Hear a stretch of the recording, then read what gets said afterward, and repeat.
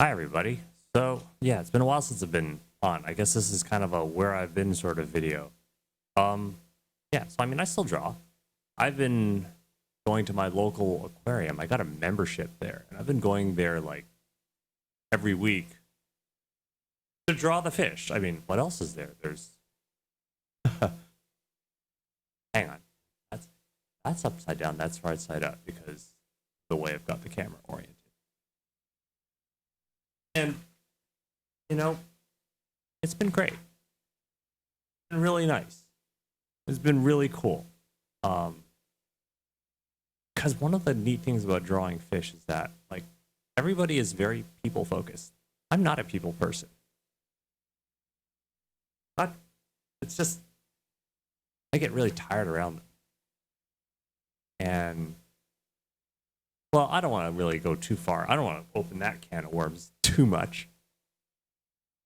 But the thing is that, all of my training has always been, life drawing people and getting ready to draw people and trying to find like, appealing ways to draw people. And I guess, maybe I've got a little bit too much people fatigue these days. And, just going out and drawing the fish is it's kind of cool, because it's like it's this undiscovered country. There aren't many people out there who are actually, able to able to say that they're good at drawing fish, right? Like, how many people actually like? Lots of people go to school, go to universities, or they go to the college, art university, art college, or whatever it is. And there's lots and lots of stuff out there for drawing people. Everybody's studying people. People are very popular. But I tell you, you go to an aquarium and, it's kind of cool, man. It's like, this is like my own thing. This is like, it's, it, it's so cool because it's like, man, I finally got my own little undiscovered country, and, I get to pioneer a little bit. I get to do something that's, oh God. Okay, yeah. This page of sharks is real. Sharks don't fucking like some of them just don't stop moving. Like their sharks will sit on the seabed, right? But like sand tiger shark, nah, man, that thing just keeps on moving, which means you know life models sit still for you, right? People can sit still for you. Sharks, which is kind of crazy, right? Because it's like when you're drawing something that doesn't sit still. Here's the funny thing is that when you're looking at a shark, you're sitting in like the glass tube, the shark's passing by, and in the moment that you're staring at it, it's clear and it's real, and but the moment you take your eyes off the damn thing, and your eyes go to the page and you start drawing, you're like, well, what the hell was I just looking at? What was that? And you know what was I supposed to draw? And like the thing just starts to come apart. Like the image just starts to vanish in your head. It's like waking up from a dream, and it just starts to fade, so quickly. And so yeah, anyway, drawing fish, undiscovered country, kind of a new thing. It's like every time I go there, I get a little better, or I get I get a little more comfortable doing things a certain way. I find ways to do things. And, it's a rare skill. Again, right? Not many people able to do that. And I think it's kind of refreshing in this day and age where everything's on social media. And, oh my God, it's like the art world's so saturated now, and it's like, oh God, now we got like AI to compete with, and some of the AI stuff, it's like it's learning at a geometric rate, baby, moving really really fast. I can't tell if I'm going backwards or forwards here, because the thing is that the way that I went through this sketchbook was I went through backwards and then I flipped it over and I went forwards. That's okay. I have another sketchbook as well. One started to get full up, and yeah, right, like.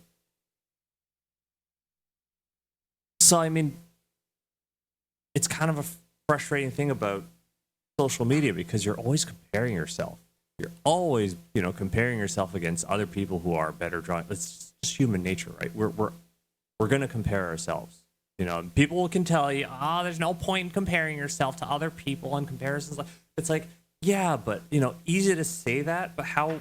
The thing is that I believe in like a duality of personality, or I would even say that there's like a collection of personalities inside my brain. Like at the very least, I can say there's like a fucking lizard brain inside me that is still going to compare. All right, you can try and fool yourself all you want and tell yourself not to compare yourself to other people out there, but the lizard brain part of you, or at least the lizard brain part of me, is just going to fucking do that.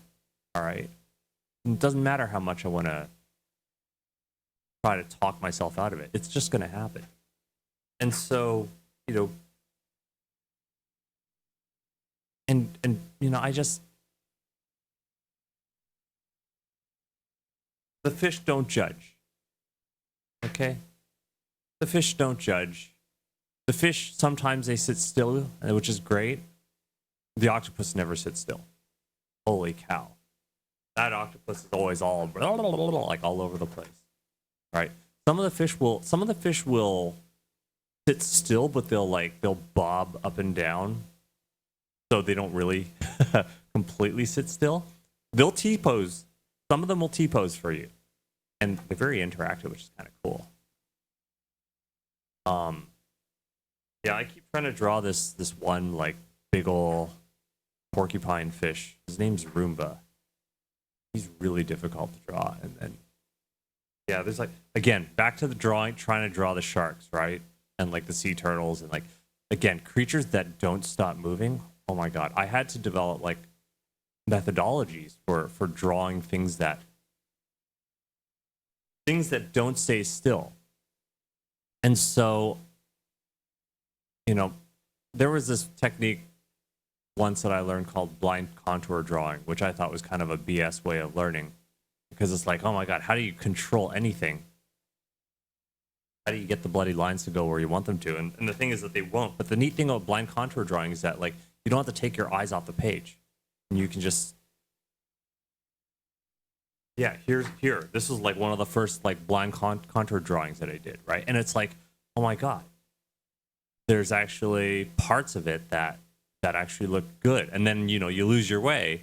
And so what you got to do, right? Like, yeah, like that one was also blind. So what you do is you do what I call as a semi-blind drawing. What happens is you stare at your subject, you doodle blind, and then the moment you feel like, oh shit, I've lost my way, take your pen off the page, look down, reposition your pen, look back up at your subject, and then continue blind drawing. These were further, not these ones. These ones were further attempts at blind drawings, right? And then I started, and then I sort of clued in and said, hey, wait a minute, I don't have to do the whole thing blind. I can do semi-blind. I can like, and the cool thing about that is like now I can draw things that are moving. Things that I'd never really mastered, and they were moving, and I could doodle them, and I wouldn't say with such accuracy, but I could capture that feeling of their movement, which was a really new and cool thing for me. And God, it's so good. It was so nice getting off that treadmill, getting off the internet, and while I'm not really touching grass, it's kind of going to an aquarium, but just getting out there was kind of nice. It's like God, I hate comparing myself to other people. So I just do something like, if you're tired of being compared to other people on social media, which is what it does to you, get off of social media and do something that is not being done on social media. Yeah, I know. I'm putting by posting this video, I'm basically putting it on a form of social media, but that's okay. My channel's pretty dead and irrelevant, and it doesn't get numbers, and that's fine. That's okay. That means that this is between you and me. All right, and me, whoever still actually views their subscription feed, whoever's still viewing their subscription feed, whoever still remembers me, all right, this is our little secret, right? Is I'm not just saying, go to, the aquarium or go to, well, you know what? You know what's really cool at the aquarium? The fish are actually interested in people. That's a funny thing. It's like you go to the zoo, more often than not, the animal is like away from the people and like fast asleep or hiding somewhere. And maybe it's because people are being, well, humans. They're not all being like that, okay?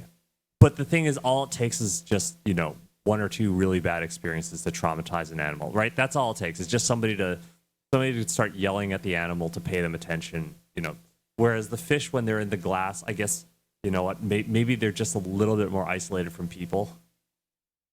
And maybe that makes all the difference, is just not having to be around people. I tell you, I think maybe the animals are onto something. Yeah, I keep trying to draw a Roomba. I keep trying to draw that porcupine fish. He's hard. He never stops moving either. Never stops moving. But I've been getting better and better at drawing sharks. And I've been finding kind of my own tricks, my own anatomical ways of doing things. And I'm not going to tell you guys, I'm not going to tell you, oh, here's how you should draw a fish. This is something for you to figure out. There's a whole reason why I taught people how to draw, There's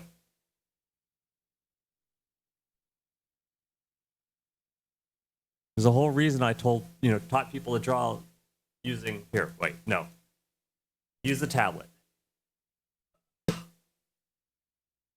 This thing at the tablet. Okay, well, here, let's move that up a bit more. And actually, hold on. Yes, let's use that view. Use the actual screen capture, because the screen capture is going to be better detail. There we are. Sorry. Okay. It's because I'm running like so many little programs at once. Okay. Yeah. Okay. There we are. We're back to that. Let me just adjust my microphone. Yeah, so there's a whole reason why I taught people to draw, like, doing this. Right? Being able to create form and extrude form. And just, it's like why I taught people things like the box exercise. And not just to draw one box, but to draw like a whole roller coaster of boxes and to become a space monster and just, be able to create and model. You're just 3D modeling now, right? Lots of people teaching, others how to do 3D modeling, and the whole point of, well, I mean, I guess a lot of people are now using Clip Studio Paint, which has like a 3D modeling mannequin display, and then they just trace over that. Okay, like that's probably why there's so many generic isekai manga out there, because we can all thank CSP for giving us models to trace over. But you see, that's the thing about the fish, right? Is that the fish aren't you're gonna have a hard time finding 3D models of fish like that are based on a real fish, and you're gonna have a hard time finding ones that you can. I don't know. Maybe CSP lets you import them, but let me tell you something about fish. Like, there's nothing. The 3D models cannot compare to the real thing. Oh my God, they can't. They really can't. When you see a fish up close, you realize just how fine and how incredibly intricate their I was about to say wings, but their fins. Their fins are so intricate. It's like the long bones inside the fins. The fins have all these little tiny bones in them, like fingers. many of them, and they're all articulated, and they do this kind of stuff, right? Like I can only clumsily do it, with my hands. I can't, right? I can't coordinate both hands to do this. All right, I'll have to do it with one.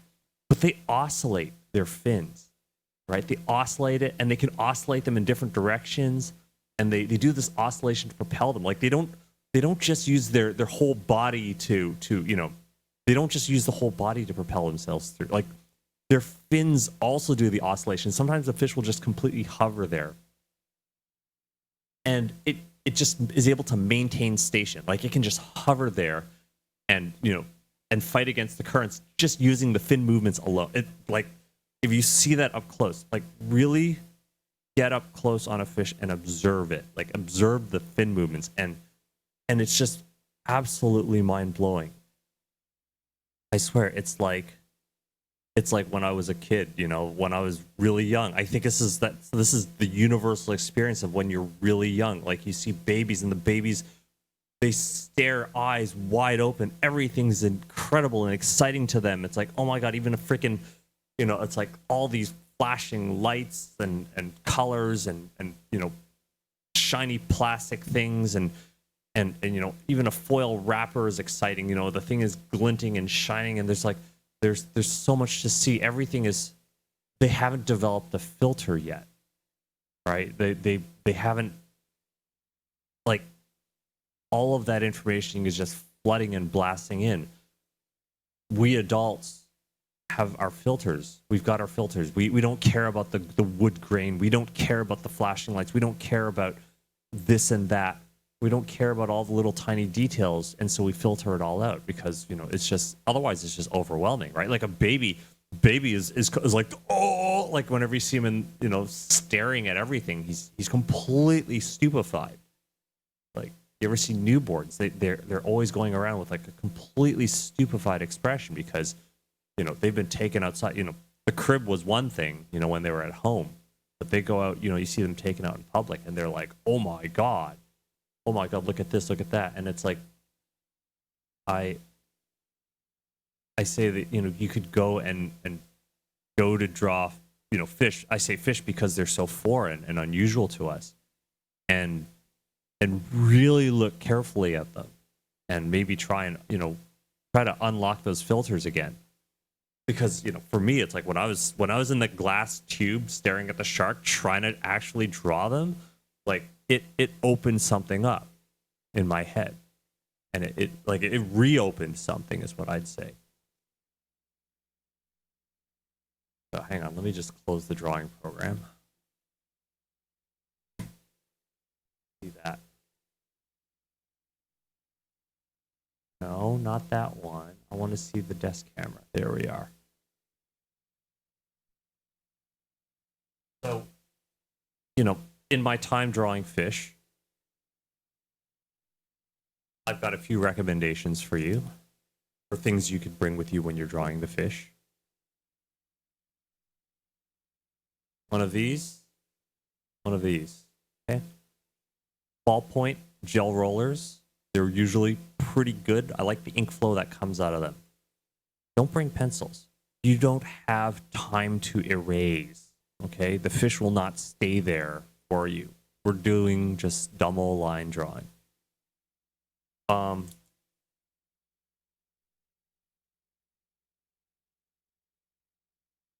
colored pen doesn't have to be the green, but a colored pen, that way you can use it for your doodles. Black pen to finish things off. Okay, that's all. Just a lighter shade of pen. Like this way, you can draw and not. Sometimes I find that if I'm drawing with a light colored pen, I'm a little less uptight. I'm not, and that's the thing is that, right? This is like, that's okay. This is the doodle, the shitty sketch. It's fine. These lines are going to be thrown away anyways, right? It's a mentality that it cultivates, which is a good mentality to have when you don't have time to draw, right? When the fish is not sitting still, you need that mentality, all right? And then you can sit there and then you can polish it up with like, yeah, that's a piranha. And yeah, just a black pen. Now, gel rollers, typically I will store them either tip down or on their side. If you find that these things, you know, if you put them away and then they suddenly stop, you know, drawing, like if you find that that you've got a cartridge and the cartridge is still full, right? Like if you open that sucker up and you see like, hey, what the heck's going on? There's ink in the thing, but it's not drawing. Holy crap! Did I really use that? So you can see like the backing plug used to be up here, and now it's like here, right? So in this time I've drawn that much, right? All of this is like aquarium drawing. You know, if you find that your pen's that the pen's not drawing anymore, here's how you revive the thing. Take this out, okay? And then you take like a glass of water, hot water, not boiling, hot water, hot tap water. You might have to run the faucet for a little while, okay? You just stick that thing in there. Not the whole, you know, you don't need to heat this ink, okay? You just got to heat up this part, all right? This part here, all right? So the idea is to warm up all of that, and you leave it tipped down. You just leave it for, I don't know, 10 to 15 minutes, or when the water cools down, right? Pluck the thing out, wipe it off, wipe it dry, wipe the ballpoint, you know, give it a good scrub, doodle in, like, you know, put it back in the pen, because otherwise, you know, this thing doesn't have enough strength to take a lot of hard scrubbing. So I say put this back in. Okay. And then just doodle all over, doodle all angles until it clears out whatever crap was in the tip. Right? And then your pen should be good for a while. So yeah, bring 2 ballpoint pens. Gel rollers, I would suggest. You can get this on Amazon. This is a book light. All right. Now, the other thing I got on Amazon was a little bit of red filter plastic. This book light has a dimmer switch on it. So if I put it on like that, it can go pretty high. All right. We don't usually use this crazy brightness setting. Usually, you know, just enough that I can see the line is adequate, right? You know, enough that you can see. Reason I use the red filter, all right, is no, it's not invisible to fish. Fish can still see the red light. It's just like us, right? It's just a little less harsh. Doesn't, you know, blast you as much. Fish don't have eyelids, so, you know, it's they don't have eyelids. Their pupils are well suited for the dark. So, you know, don't blast the fish. Otherwise, you know, the aquarium's going to start having complaints, and then you know, and then the fun's over for all of us, right? Like, don't do flash photography, please. You know, bring your cell phone and do, like, get some video, right? Absolutely get some video. Or bring an SLR or whatever, you know, but get some video, because the way fish move, like, now that I've really seen fish up close, right, and seen them moving, so if I turn that off, right, more like that, you know, I've just realized how poorly represented they are in our media. Like, the animations, all the CGI animations, I'm sorry, they're just not up to snuff.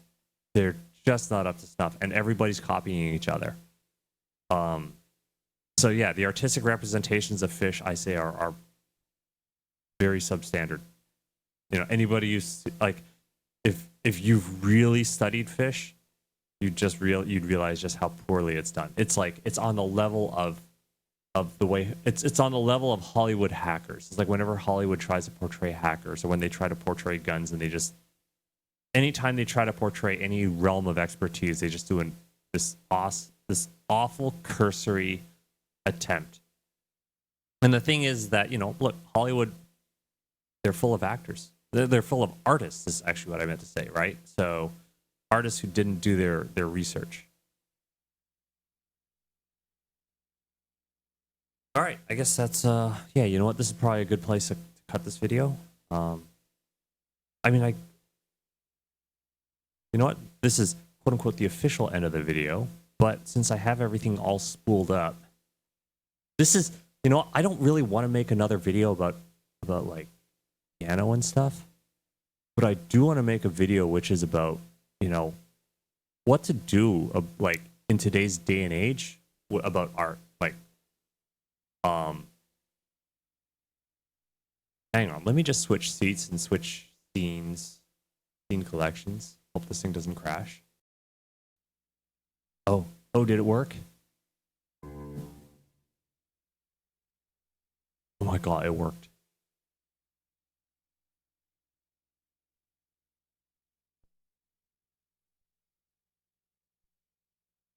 All right, so, oh yeah, good. My second microphone's working. Because I have a second microphone by the piano. All right. So here's the thing. I never got popular, like super duper popular in art. It's really strange, right? Like got that YouTube channel, but I never really got that deep into posting artwork. And I don't think, you know, honestly, I don't think my art was ever going to be something that ever had mass appeal. And that's okay, right? Not everybody can be popular. And now that I think about it, like a lot of people who are like super duper popular, I would never want to trade places with them because damn, that's too much work. And I look at like the online, you know, what it's like to be online, you know, posting art. Like I used to do commissions and that sort of thing. And it was a lot of work. It's a lot of work. And I tell you, like gradually I started losing my my desire to keep drawing. And so, you know, it was really going back to the aquarium that brought back my inspiration. You know, it brought back my desire to draw. Because, you know, I think I just saw a little too much of an ugly side of people, and I just don't like to draw people. You know, it's like I guess I got to see, you know, we've peaked when it comes to people. You know, now there's like photo filters and there's like all kinds of makeup and stuff. And, you know,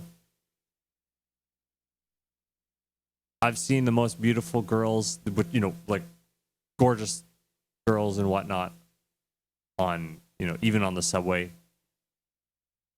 But, you know, I've also seen them, you know, with terrible character, right? And that's always going to be a thing that just sticks with me, right? And it's like, I'm just not inspired to draw people anymore. Yeah. So at least, you know, the fish don't know anything about us. The fish are interesting still. The fish are actually interested in you. Be interesting because like they can see through the glass. They can see you. And more often than not, I find that the fish tend to gather because they just want like who's this guy? Who's that guy? Like that's kind of cool. And so it's like the thing is that, you know, again in art, it's like I don't think I enjoy drawing now and not really showing like I'm glad I'm not posting it. God. You know, it means it's just one more thing for the machines to eat up and spit out. And you know, with the drawing though, it's like I still enjoy now. I just do it because I enjoy it. I just enjoy the act of drawing. It's just and drawing the fish. Like it's fun again.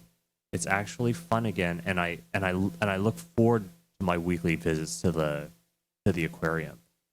And oh my God, like I tell you, it's been I've really been getting my money's worth out of that membership. You know, it also gets me out of the house, which is nice. And you know what's funny?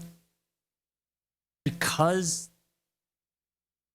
the average person sucks at drawing fish, and even all those people out there who are so good at drawing, you know, and so very popular at drawing people, I don't think any of them are any good at drawing fish, or very few of them are any good at drawing fish, or could really understand it, because they're just, I don't know, they just don't have the mileage on it, right? They never went to school for it. They don't make it a point to go out every week and study fish, right? And draw the fish.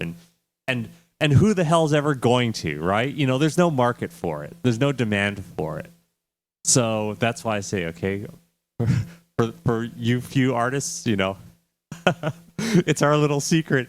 It's so good, right? Because now it's like you get to find a thing that you can excel in, and you know what? There will never be an Olympics for it. There won't be any competitions for it. There won't be any drawing competitions for drawing fish. And it's the same thing with music, I find, right? Music, such an incredibly saturated medium. Oh my God, it's so fucking saturated, super saturated. And, you know, you got all these giant labels and giant, you know, music corporations and whatnot. And it's like, oh my God, how do you do anything? How do you stand out? And I'm like, God damn it. I like playing because I enjoy playing, and I don't care about being famous. I don't care about, like...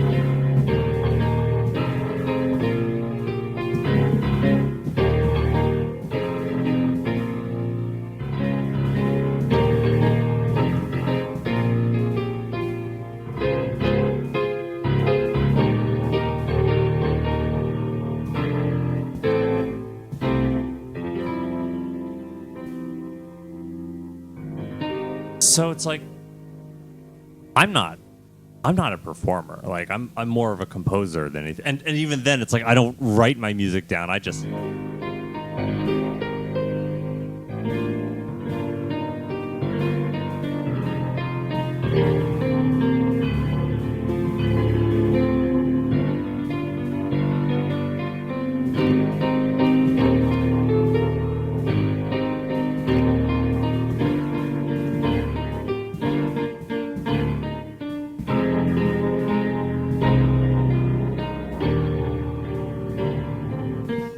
like, play because you enjoy music. Play an instrument because you like the sound of that instrument. Play it because you just like the feeling of it. You know, it's like, it's just...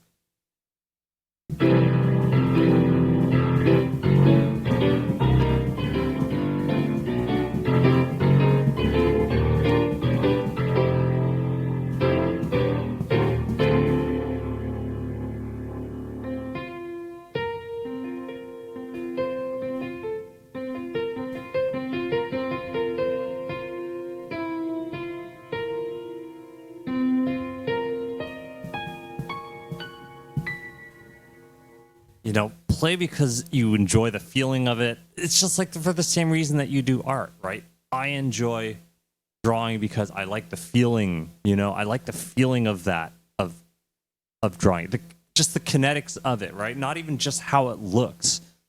And my drawings aren't polished. They don't have airbrushing. They're not digitally, like the ones that I do for the fish, they're not digitally, I don't intend on finishing any of those drawings. They're drawings that are just, they give me a break from programming. All right, I would be coding and having to read technical manuals, and I tell you, it's like, I do it recreationally. And same thing with piano. I do it recreationally. You know, I don't care for the spotlight. I don't care for you know, becoming the next big sensation. It's not a career for me. And I would never, I'm never going to make that mistake again. Like, I might make music for my video game.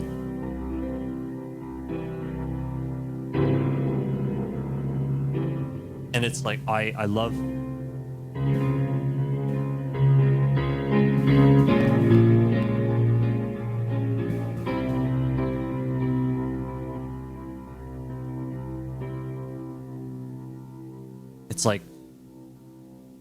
when I play music, it really stirs my own feelings, and it's like I found my own way of doing it. I have like my way of playing. It's like I think any classical pianist, you know, for that matter, it's funny.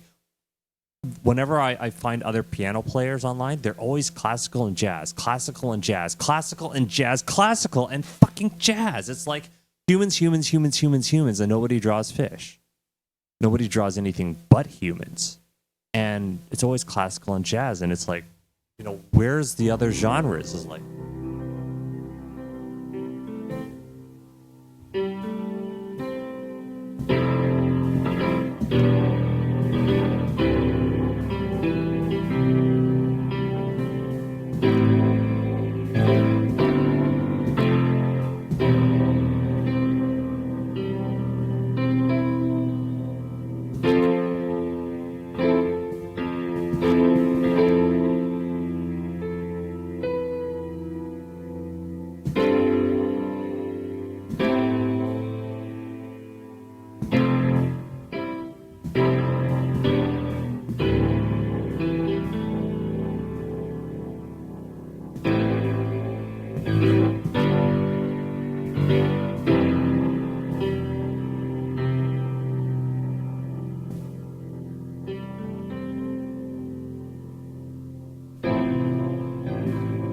like my way of playing is not like I'm not aiming for classical. I'm not aiming for jazz. I think maybe I'll use 3 fingers on the right hand.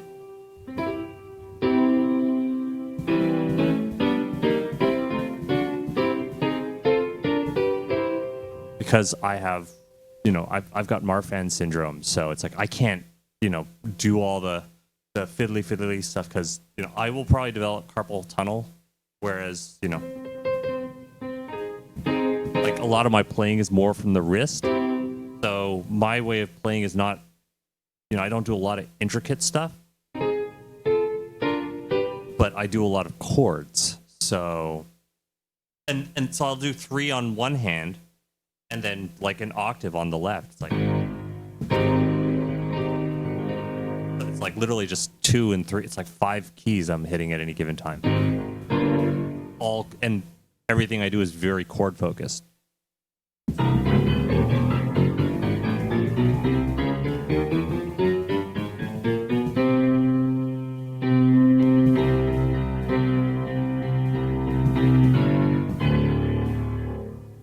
And then I've been learning for maybe, you know, 2.5 years, and I've been learning piano in the same way that I learned drawing. Right? Is that I learned some like essentials.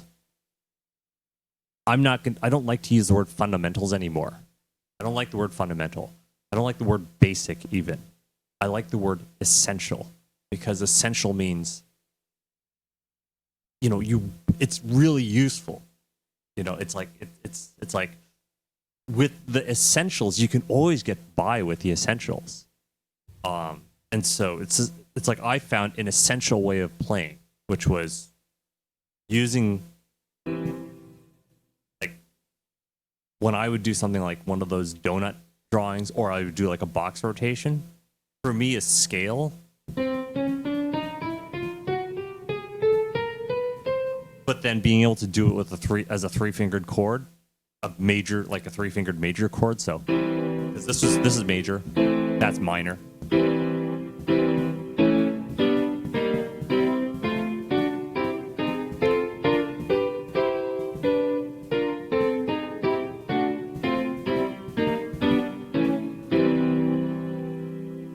That would be an example of like a permutation.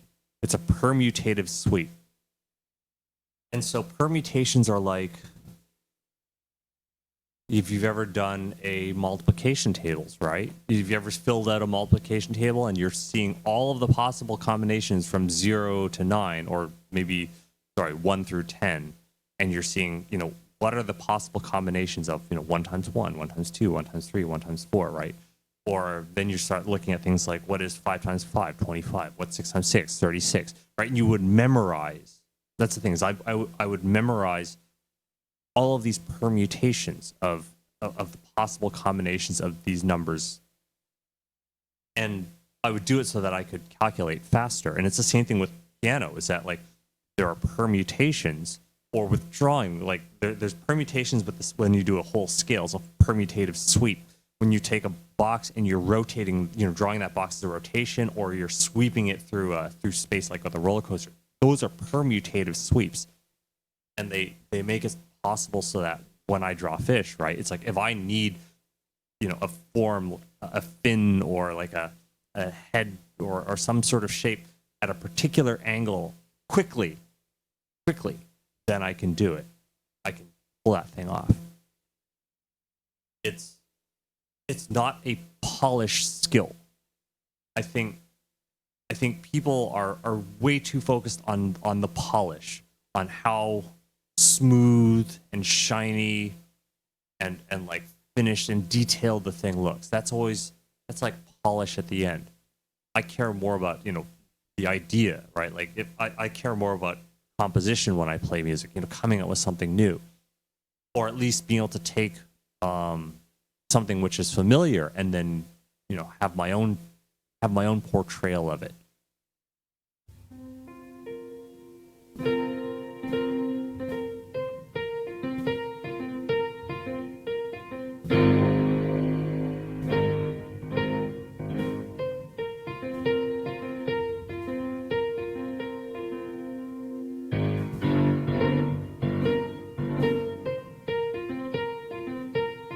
And these are what I call fives, because it's just keys separated by 5 keys.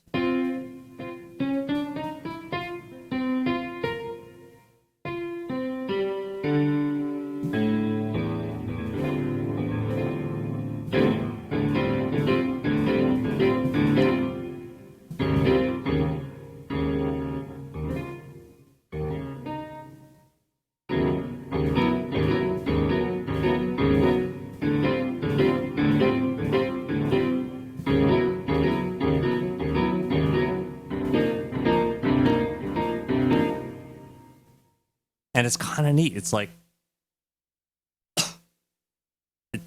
it's vaguely mathematical. And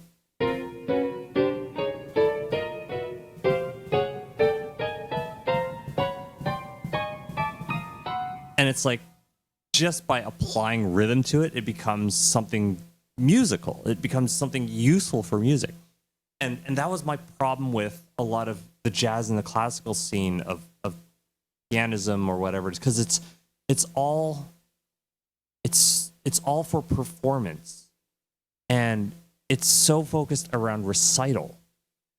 And recital is just, well, I mean, there are skills to recital, but for me, I feel like it's tracing, and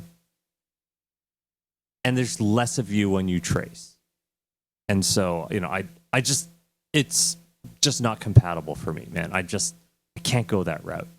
It's not suited for me. I'll go crazy if I have to recite something, if I have to like memorize and recite. Like, if I have to memorize and recite something that is only useful in the context of that thing. It's like multiplication tables were useful for me because I could use them for different calculations. Learning something like doing a 5 or being able to do majors, like a major, doing that was useful to me because that's more essential. It's more usable across a variety of tasks or tunes.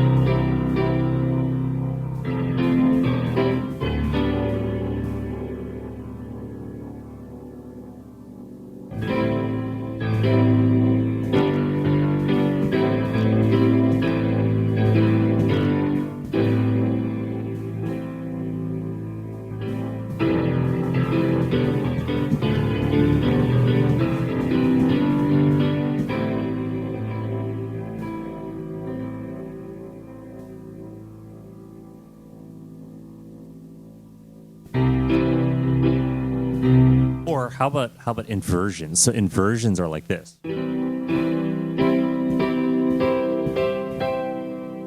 Because this is like what you've got. E, D, E, right? Right? EGC, EGC, CGE, or GCE.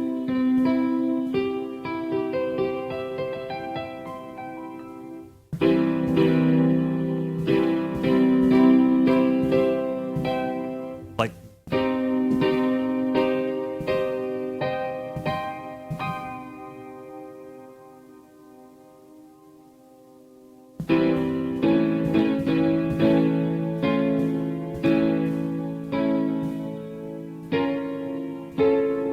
see, this is something where I'm not very good at this, and I should probably learn to like invert that one. Like every single one of these.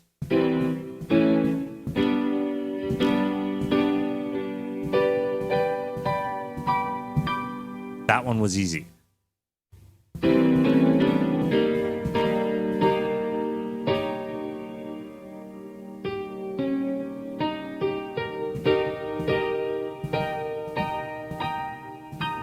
That one's doable, right?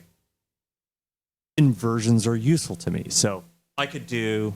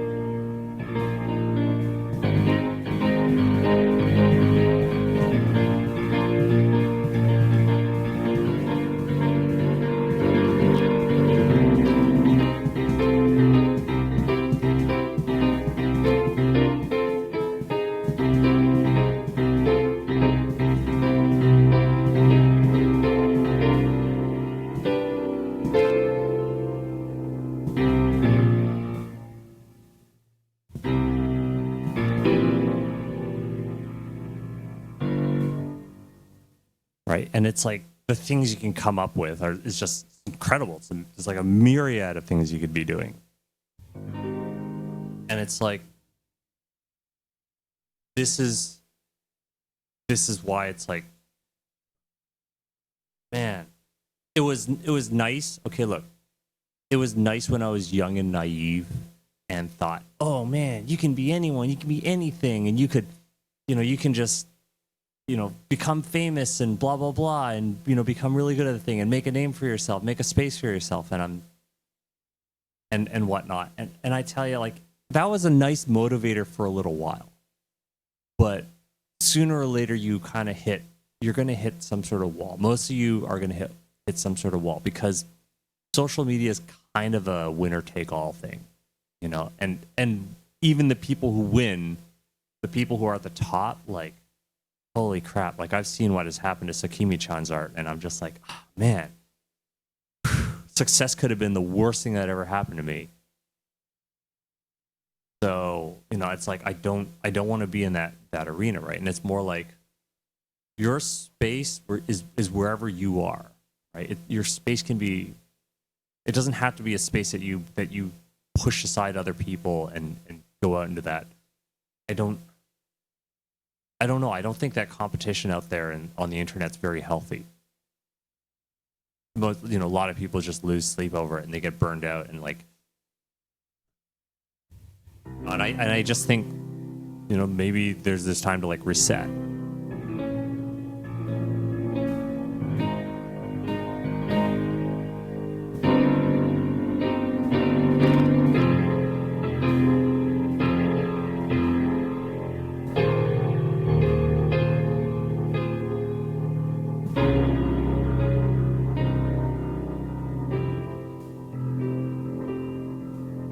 Like so cool being able to improvise these things, right? And again, it's like I think maybe I might have been more suited for playing the piano than I was for drawing, just because piano seems to hit me so much more emotionally.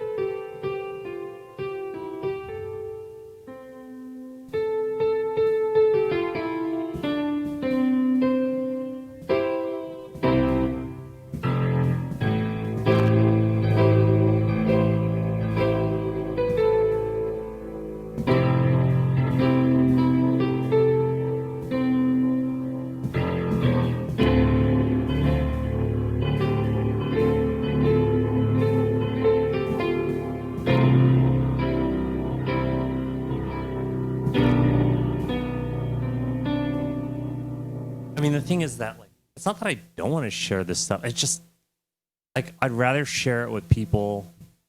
It's who I want to share it. I want to share it with like the whole wide world. There's just again, you know, it's the people who are still watching this video, the people who are actually still interested in it, the people who are looking for something that is like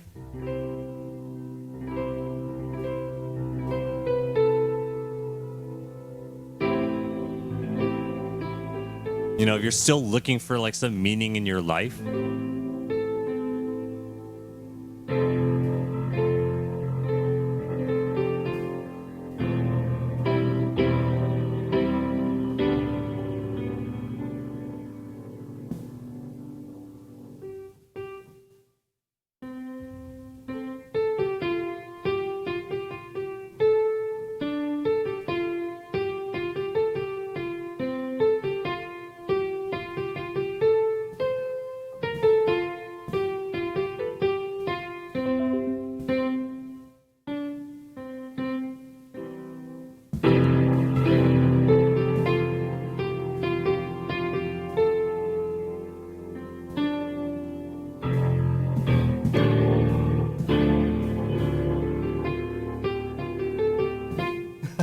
Right? It's like it would take my or I'm doing a take.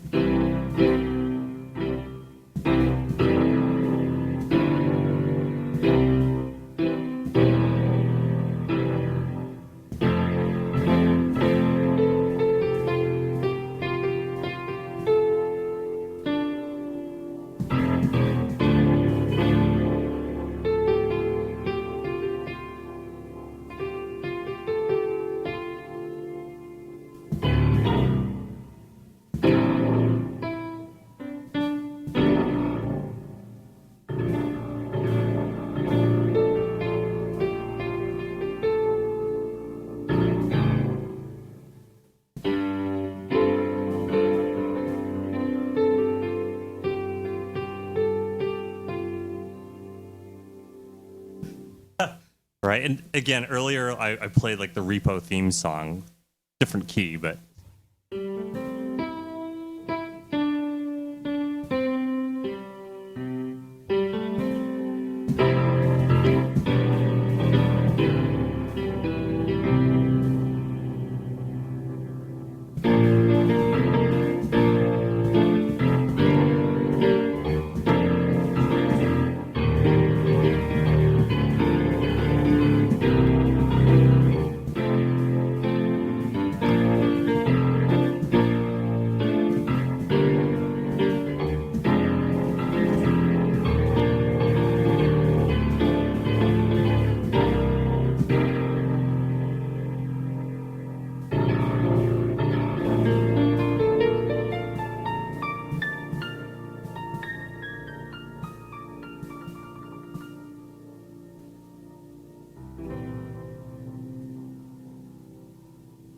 anyway, I think this is I've run out of things to say for now.